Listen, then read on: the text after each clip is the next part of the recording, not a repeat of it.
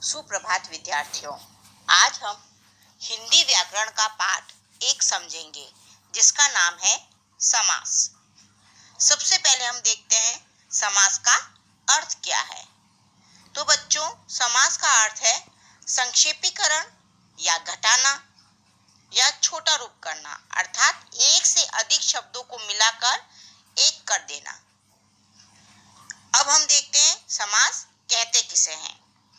दो या दो से अधिक शब्दों के मेल से नया सार्थक शब्द बनने की क्रिया को समास कहते हैं। जब हम दो अक्षरों का मेल करते हैं तो वो संधि कहलाती है और दो शब्दों के मेल से समास बनता है।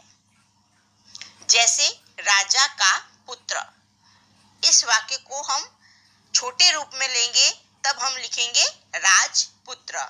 वैसे ही युद्ध के लिए भूमि अर्थात युद्ध भूमि।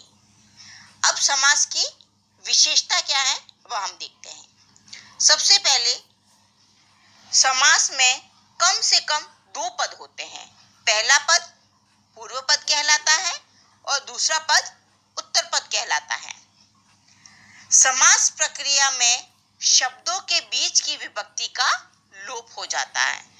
उसमें आता है तत्पुरुष समास, जिसमें विभक्ति चिन्ह भी आते हैं, जैसे ने, को, के लिए। तो तत्पुरुष समास में इसका लोप हो जाता है। दोनों पदों के मेल से बना शब्द सामासिक शब्द या समस्त पद कहलाता है। जब समस्त पद के दोनों पदों को अलग अलग किया जाता है तब इस प्रक्रिया को समास विग्रह कहते हैं। जैसे गुरु दक्षिणा अर्थात गुरु के लिए दक्षिणा। ये जो गुरु के लिए दक्षिणा है तो इसमें तत्पुरुष समास में जब ये जाता है तो ये के लिए का लोप हो जाता है और समस्त पद बनता है गुरु दक्षिणा। इसी तरह से प्रयोगशाला, प्रयोग के लिए शाला, इसमें विभक्ति का लोप हो जाएगा।